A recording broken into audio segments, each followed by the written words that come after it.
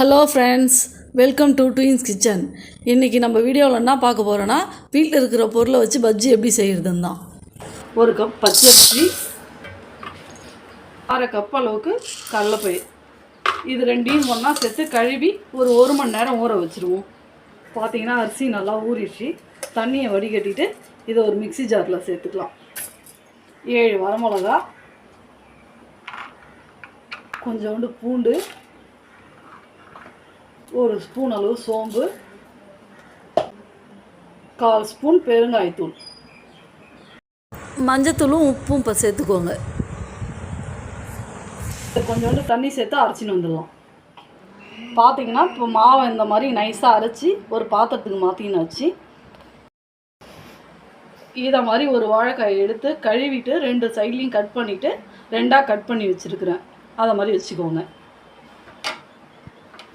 Oil heat ஆகிடுது.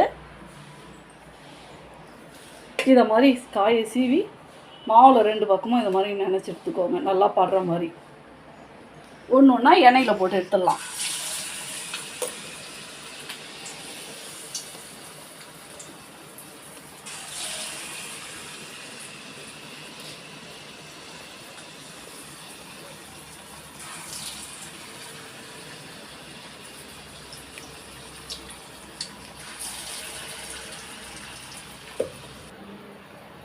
பாருங்கள் friends, போட்ட உடனே எவ்வளோ உப்பின்னு வந்துருக்குதுன்ட்டு. இதில் சோடா உப்பு கலரோ எதுவுமே கலக்கலை. வீட்டில் இருந்தால் வெறும் அரிசி, கடலப்பருப்பு, வரமிளகா, பூண்டு, பெருஞ்சீரகம் மட்டும்தான்.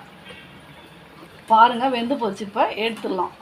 இந்த மாதிரி இருக்க எல்லா காயும் ஒன்று ஒன்றா போட்டு. இப்போ பார்த்தீங்கன்னா பஜ்ஜி ரெடி ஆகிடுது. ஈவினிங் டைமில் இதை மாதிரி வீட்டில் இருக்கிற பொருளை வச்சே செஞ்சு பாருங்கள்.